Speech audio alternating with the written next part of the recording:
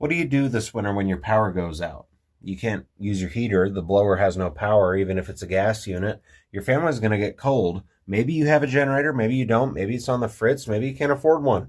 I'm going to show you a cheap, fairly method that's very old school to heat your house this winter if your power goes out without gassing yourself. It's not this. This is a Mr. Buddy. It's a propane heater. It's got a slot for those really expensive Coleman green propane tanks.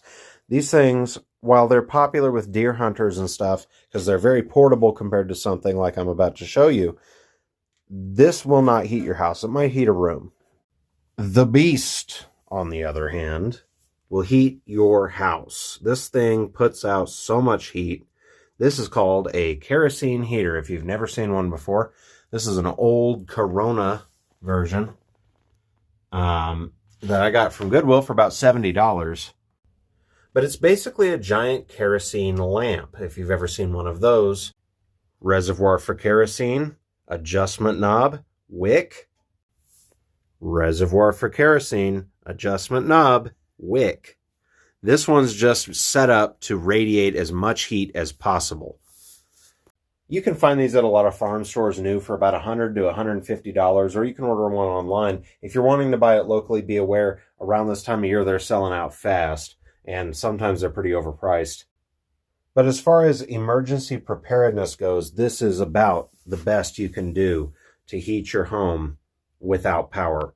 It doesn't take, any kind of electrical power to heat, and I can heat this whole shed. It gets boiling in here when it's like 1 degree outside. This thing works like a champ. Now, the reason I mentioned not gassing yourself, this is K1 kerosene. Sometimes a gas station might sell this out of a pump.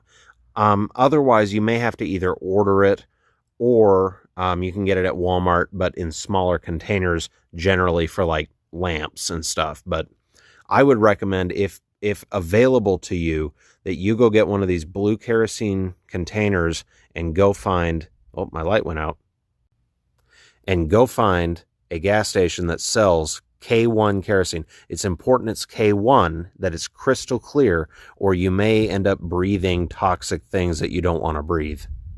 But compared to these, which may emit things that you might suffocate from if you use them in an enclosed space, this, other than using oxygen in the combustion, really shouldn't emit anything harmful, meaning you can use them indoors. Always be careful, even maybe crack a window just to be 100% sure. Make sure you have a carbon monoxide